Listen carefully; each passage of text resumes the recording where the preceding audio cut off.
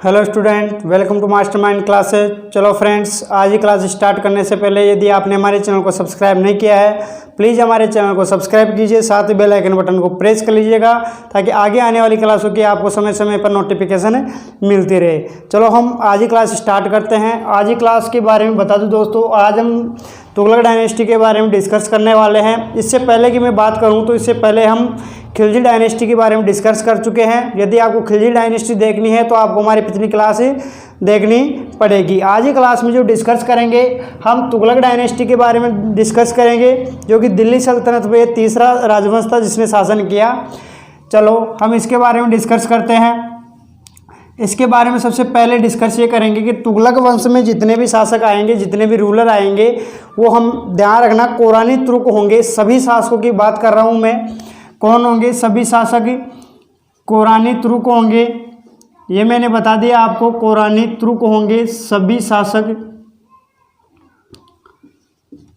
चलो आगे और डिस्कस करें तो ध्यान रखना, दिल्ली सल्तनत में यदि सभी राजवंशों के रूलिंग पीरियड की बात करें तो सबसे ज़्यादा शासनकाल इसी तुगलक डायनेस्टी का रहा। देखो 1320 ईस्वी से स्टार्ट होता है और 1414 ईस्वी में इसका एंड होता है। लगभग 94 ईयर्स का इसका रूलिंग पीरियड रहता है। ये सबसे ज़्यादा इसका शासनकाल था, इसीलिए ध्यान रखना, मैं लिख सकता हूँ सर्वाधिक, लिख सकता हूँ सर्वाधिक लंबे समय तक शासन किया इसी वंश ने। ये मैं बोल रहा हूँ, दिल्ली सल्तनत पर शासन करने वाले सभी राजवंशों में तुगलक डायनेस्टी सर्वाधिक लंबे समय तक शासन करती है। ये चीज़ आप ध्यान रखना। इसी के साथ आप ध्यान रखना, ये तुगलक वंश दिल्ली सल्तनत पर शासन करने वाला तीसरा राजवंश था। ये चीज़ आप ध्यान रखोगे। अब हम इसके रूलर की बात करने वाले हैं, अर्थात इसके शासकों की बात करने वाले हैं। उनमें हम फर्स्ट रूलर की बात करेंगे जिसका नाम है गयासुद्दीन तुगलक। क्या नाम है? गयासुद्दीन तुगलक।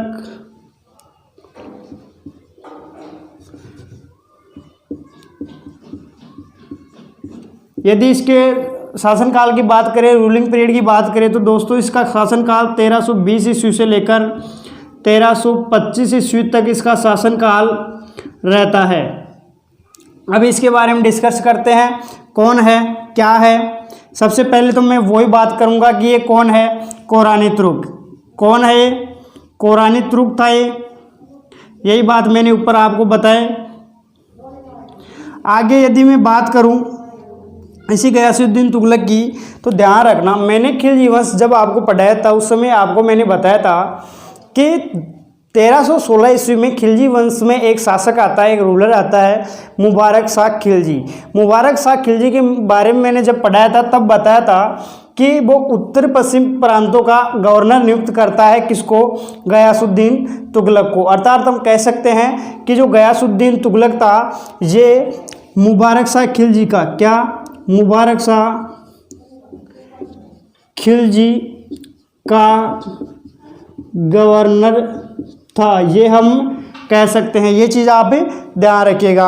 आगे हम बात करते हैं गयासुद्दीन तुगलक, जो भी 1320 ईस्वी में शासक बना तुगलक डायनेस्टी का। तो हम ये कह सकते हैं कि ये पहला शासक था तुगलक डायनेस्टी का। तो अर्थात मैं कह सकता हूँ कि तुगलक डायनेस्टी का पहला शासक कौन था? गयासुद्दीन तुगलक। ये गयासुद्दीन तुगलक तुगलक वंश की स्थापना करता है, यानी कि इसका फाउंडर होता है, संस्थापक होता है। वो मैं बात करूँ तो खुसरो शाह खिलजी के बारे में मैंने आपको पिछली क्लास में बताया था। उसमें मैंने बताया था कि गयासुद्दीन तुगलक उस खुसरो शाह की हत्या करता है और खिलजी वंश का क्या करता है? एंड करता है और एक नई डायनेस्टी तुगलक डायनेस्टी की नींव रखता है। चलो मैं कह सकता हूं कि ये क्या है?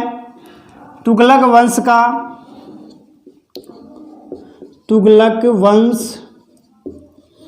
का संस्थापक कौन था? गयासुद्दीन तुगलक। अर्थात हम कह सकते हैं कि तुगलक वंश का फाउंडर कौन था? तो था गयासुद्दीन तुगलक। अब देखो तुगलक वंश का शासक बन चुका है। जैसे ये शासक बना, ध्यान देना, दिल्ली के पास अपना नगर बसाया जिसका नाम था तुगलकाबाद नगर। क्या? तुगलकाबाद नगर बसाने वाला शासक कौन था? नगर स्थापित करता है। ये चीज़ आप ध्यान रखोगे। मैंने क्या बताया? तुगलकाबाद नगर की स्थापना इसी ने की थी, दिल्ली के पास था। जैसे ही शासक बना, इस नगर की क्या रखता है? ये नींव रखता है। ये बहुत बड़ा नगर बना, जाकर इसी का मुख्य नगर था। आगे हम इसी के बारे में और डिस्कस करें फ्रेंड्स, तो मैं कहूँगा कि जो गयासुद्दीन तुगलक था, ये जैसे ही शासक बनता है, ये एक टाइटल लेता है। क्या? टाइटल ग्रहण करता है जिसका नाम है गाजी। देखो मैंने क्या बताया, जीटी के बारे में हम डिस्कस कर रहे हैं। ये एक जैसे ही शासक बनता है, गाजी का टाइटल, गाजी उपाधि लेता है। उपाधि जैसे लिया गाजी की, ध्यान रखना, दिल्ली सल्तनत का पहला शासक। देखो गाजी का अर्थ देखो पहले तो क्या हुआ? धार्मिक योद्धा। धार्मिक योद्धा होता है गाजी का अर्थ। ये गाजी उपाधि टाइटल लेने वाला दिल्ली सल्तनत का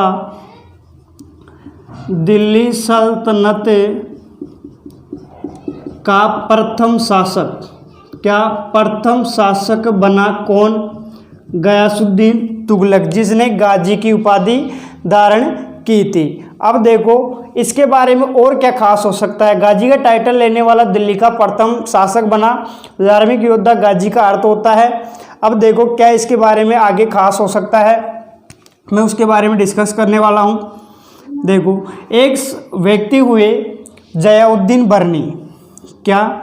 जयाउद्दीन बर्नी हुए, उन्होंने बताया कि जो गयासुद्दीन जो तुगलक थे, इन्होंने जो शासन पद्धति अपनाई वो रस्मे मियाना शासन पद्धति अपनाई। क्या? रस्मे मियाना, इसका अर्थ होता है मध्यपंथी। क्या? मध्यपंथी इसका अर्थ होता है। मैंने क्या बताया? जयाउद्दीन बर्नी एक व्यक्ति हुए जिन्होंने बताया कि गयासुद्दीन तुगलक जो कि किस पद्धति पर शासन करता है? रस्मे मियाना पद्धति पर शासन करता है। ये मध्यपंथी इसका अर्थ होता है। अब देखो और क्या इसके बारे में खास हो सकता है, ये मैं आपसे और बताना चाह रहा हूँ। तो भैया ध्यान रखना, कृषि सुधारों की दृष्टि से, कृषि सुधारों की दृष्टि से ये क्या करता है? दिल्ली सल्तनत में सर्वप्रथम कैनाल्स का निर्माण स्टार्ट करता है, अर्थात नहरों का निर्माण सर्वप्रथम करवाता है कौन? गयासुद्दीन तुगलक। तो मैं कह सकता हूँ सर्वप्रथम नहरों का निर्माण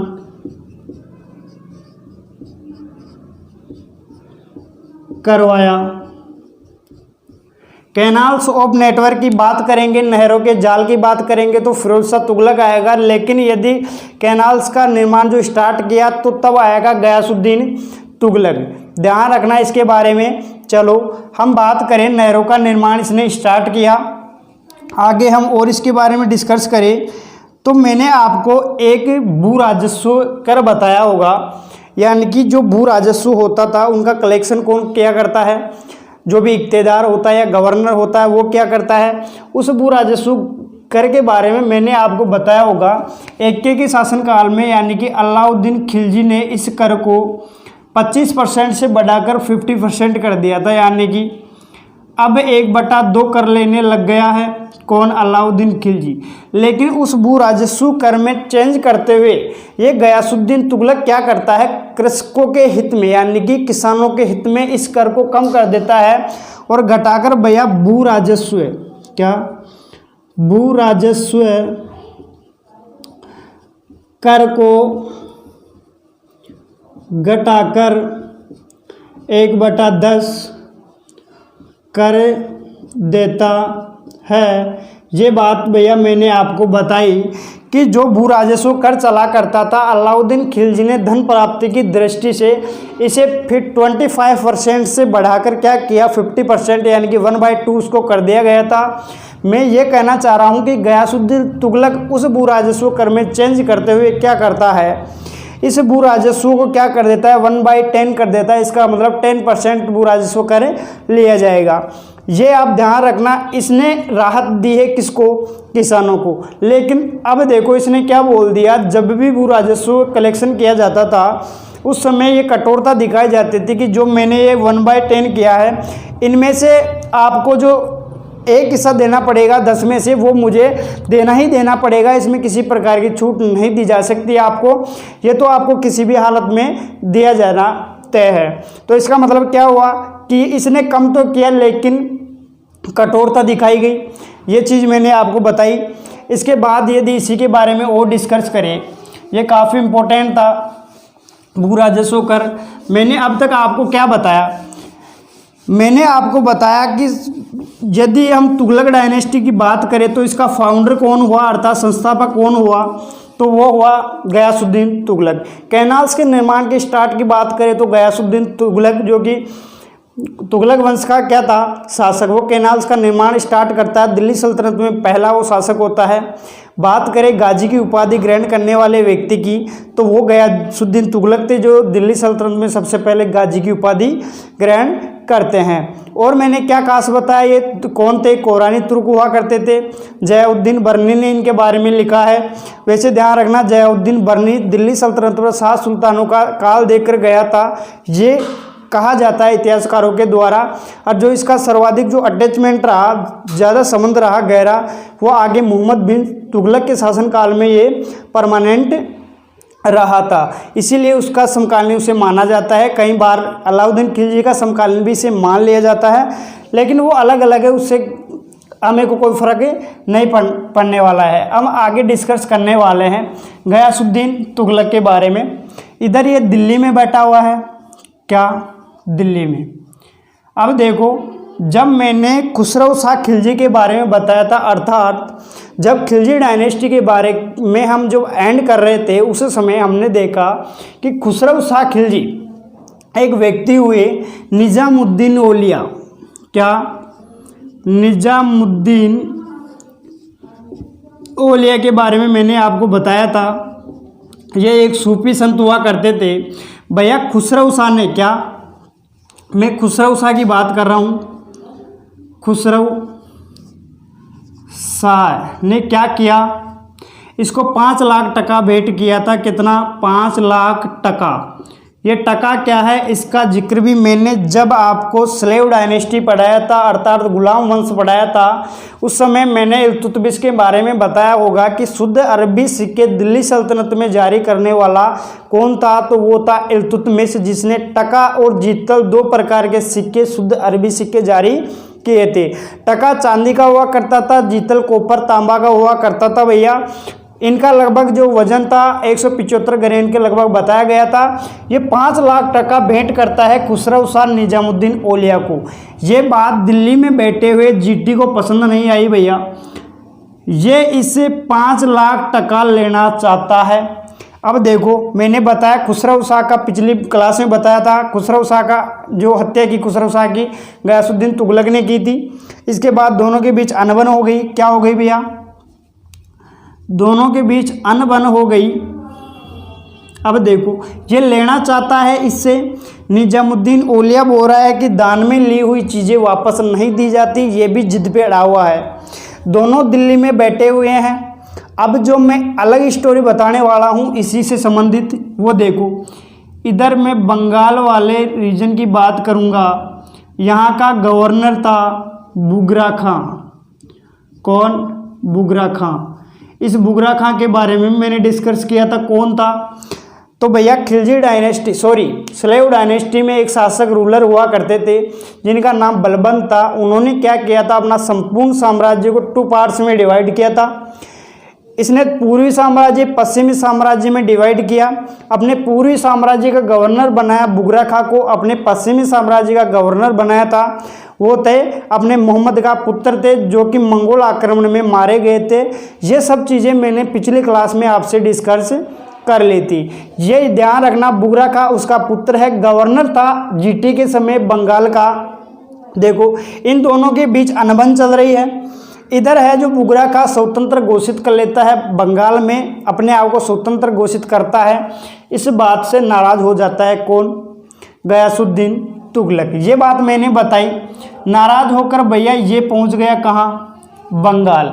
दिल्ली छोड़कर जा रहा है बंगाल में। अब ध्यान दो, इन दोनों के मध्य अनबन चल रही है, मैंने ये बात बताई। बात करें निजामुद्दीन औलिया की तो भैया ये सूफी संत ऐसे थे जो कि जात पात ऊंच नीच का क्या किया करते थे? विरोध किया करते थे। एक साधारण जीवन व्यतीत किया करते थे, सभी लोगों में, साधारण लोगों में जिया करते थे, यानी जीवन व्यतीत किया करते थे। इसलिए इसे जनता का सपोर्ट था। अब देखो ये जब बंगाल जाता है उसी समय इसका खौफ इसके दिमाग में रहता है। किसका? निजामुद्दीन औलिया का खौफ रहता है गयासुद्दीन तुगलक के। देखो ये बंगाल पहुंच गया, यहाँ से इसे संदेश भिजवा रहा है, चैलेंज दे रहा है कि निजामुद्दीन औलिया यहाँ तो तू यहाँ से निकल जा, नहीं तो मैं वहाँ आ गया तो 5 लाख टका लेकर ही रहूँगा। इधर ये अड़ा हुआ है भैया, ये भी वापस यहाँ से संदेश भिजवा देता है। क्या?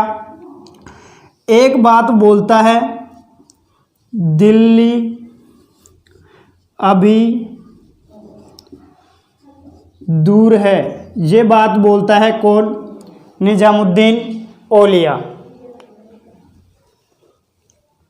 मैंने आपको बताया दिल्ली अभी दूर है, ये शब्द किसने बोला? ये वाक्य काफ़ी फेमस है, ध्यान दो। निजामुद्दीन औलिया ने बोला। किसके लिए बोला? गयासुद्दीन तुगलक जो कि कहाँ बैठा हुआ है? यहाँ बंगाल में बैठा हुआ है, इसका दमन करने के लिए गया था। अब देखो जैसे इसका दमन करता है, वापस लौट रहा होता है यहाँ से, कहाँ से? बंगाल से वापस लौट रहा होता है। इसके एक पुत्र की बात करूँगा मैं, जिसका नाम था जूना खां। इसे आप जोना खां के नाम से भी बोल सकते हो। क्या? जोना खां। ये इसी का पुत्र है जो आगे चलकर मोहम्मद बिन तुगलक के नाम से शासन करेगा भैया। अब देखो ये बैठा हुआ है दिल्ली में, ये बैठा हुआ बंगाल में, यहाँ से ये आ रहा है। अब ये सोचता है कि पिताजी इतने बड़े काम करके आ रहे हैं, क्यों न उनका सम्मान किया जाए। इसी सम्मान की दृष्टि से ध्यान दो, एक लकड़ी का महल। क्या? एक लकड़ी का महल बनवाया। बात करें कहाँ बनवाया तो भैया तुगलकाबाद में। तुगलकाबाद में अफगानपुर। क्या? अफगानपुर गांव में बनवाया। ये तुगलकाबाद नगर में अफगानपुर गांव है, उसमें एक लकड़ी का महल बनवाया। किसके आदर सम्मान के लिए? तो भैया ये गयासुद्दीन तुगलक के आदर सम्मान के लिए बनवाया गया। यदि मैं इसके वास्तुकार की बात करूं, क्या वास्तुकार की बात करूं तो ध्यान रखना अय्याज अहमद। क्या है? अय्याज अहमद इसका वास्तुकार है, काफ़ी इम्पोर्टेंट है। देखो जब ये दिल्ली से पहुंचा, बंगाल से पहुंचा कहाँ? तुगलकाबाद लकड़ी के महल में इसका काफ़ी सम्मान किया गया। ऐसा बोला जाता है कुछ समय रेस्ट करने के बाद ये महल गिर जाता है, जिसके कारण जीटी की क्या हो जाती है? मृत्यु। इस जीटी की मृत्यु हुई कहाँ? इस महल में दब जाने के कारण 1325 ईस्वी की बात चल रही है। यहाँ पर इसकी क्या हो गई? मृत्यु हो गई भैया। इसी के साथ ध्यान रखना जोना खां ने ये क्या बनवाया था? लकड़ी का महल बनवाया था। अब सब इतिहासकारों के अलग अलग मत है। कुछ इतिहासकारों को मानना है कि जोना खां की ये चाल थी, ये स्वयं शासक बनना चाहता था, लेकिन हमें उससे कोई मतलब नहीं है। मेन स्टोरी ये है जो आप याद रखो एग्जाम की दृष्टि से। अब देखो यहाँ पर जीटी की गयासुद्दीन तुगलक की मृत्यु हो जाती है और निजामुद्दीन औलिया जो कि दिल्ली अभी दूर है, ये वाक्य इसका सही हो जाता है।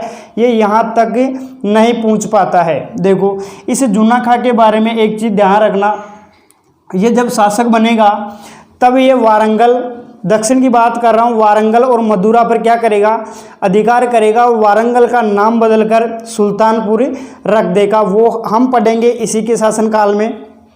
चलो अब हम तुगलक डायनेस्टी के नेक्स्ट रूलर की बात करने जा रहे हैं, जिसका नाम है जूना खां या जोना खां, जो कि अपना राज्याभिषेक दिल्ली में बलबन के लाल महल में मोहम्मद बिन तुगलक के नाम से करवाता है। देखो मैं बात करने वाला हूँ मोहम्मद बिन तुगलक, इसके बारे में बात करने वाला हूँ। इसकी बात करूँ, इसका रूलिंग पीरियड की बात करूँ तो 1325 ईस्वी से स्टार्ट होता है, 1351 ईस्वी में इसका एंड होता है। ये इसका रूलिंग पीरियड है। अब बात करें 1325 ईस्वी में ये शासक बना, मैंने बता दिया जोना खां था। ये जब राज्याभिषेक करवाता है तो मोहम्मद बिन तुगलक के नाम से करवाता है, ये बात मैंने बताई। चलो अब बात करें तो दिल्ली के लाल भवन में क्या, दिल्ली के लाल भवन में राज्याभिषेक करवाता है कौन, मोहम्मद बिन तुगलक, जो कि तुगलक डायनेस्टी का गयासुद्दीन तुगलक के बाद नेक्स्ट रूलर आता है। देखो अब इसके बारे में बात करें, किसके बारे में, मोहम्मद बिन तुगलक के बारे में, तो ध्यान रखना दिल्ली सल्तनत में सबसे विद्वान शासक था। मैंने बोला यदि इसकी बात करें मोहम्मद बिन तुगलक की, तो मैं ये बोल रहा हूँ कि दिल्ली सल्तनत में जितने भी शासक आए या आने वाले हैं उनमें सबसे विद्वान शासक था, तो वो कौन था, मोहम्मद बिन तुगलक। देखो अब आगे क्या हो सकता है, ये क्यों है, क्यों विद्वान था, तो ध्यान दो इसे अनेक सब्जेक्ट्स देके अनेक विषयों की जानकारी थी, जैसे खगोल विज्ञान, क्या खगोल विज्ञान इसकी से जानकारी थी। बात करें भाषाओं में भी काफ़ी भाषाओं की जानकारी थी, जैसे फारसी हुआ, फारसी, अरबी, उर्दू, इधर बात करें संस्कृत, इस तरह ETC इसे कई भाषाओं का ज्ञान था, इसीलिए इस शासक को सबसे विद्वान शासक माना गया। दिल्ली सल्तनत के शासकों की बात कर रहा हूँ मैं। चलो लेकिन अब ध्यान दो, ये विद्वान होते हुए भी इसे दिल्ली सल्तनत का सबसे मूर्ख, सबसे पागल सुल्तान बोला जाता है। मैं ये बात बताना चाह रहा हूँ आपको कि दिल्ली सल्तनत में सबसे विद्वान भी यही था और पागल सुल्तान बोला जाता है वो भी इसे ही बोला जाता है। क्या, पागल सुल्तान, पागल सुल्तान के नाम से काफ़ी प्रचलित है। मैंने आपको बताया कि दिल्ली सल्तनत में पागल सुल्तान के नाम से जाना जाने वाला शासक कौन है, तो मोहम्मद बिन तुगलक है। विद्वान होते हुए भी पागल सुल्तान के नाम से जाना गया। अब देखो इसी के शासनकाल में मैंने अभी बताया कि जयाउद्दीन बरनी हुए, उसने क्या किया, इसके शासनकाल पर सर्वाधिक फोकस डाला अपनी रचनाओं में। इसी के शासनकाल में वो सर्वाधिक रहता है, इसीलिए उसने इसी की रचनाओं के बारे में, उसकी रचनाओं में इसी के शासनकाल के बारे में क्या किया, ज़्यादा फोकस डाला। अब देखो आगे जो ये पागल सुल्तान बोला जाने लगा है उसके बारे में मैं नेक्स्ट क्लास में बताऊंगा कि क्यों विद्वान था, क्यों इसे पागल सुल्तान कहलाया। ये इन चीज़ों की हम डिस्कस करेंगे नेक्स्ट क्लास में। यदि आपको अब तक हमारी क्लास पसंद आई तो प्लीज़ हमारी क्लास को लाइक शेयर ज़रूर कीजिएगा, साथ ही हमारे चैनल को सब्सक्राइब कर लीजिएगा। धन्यवाद।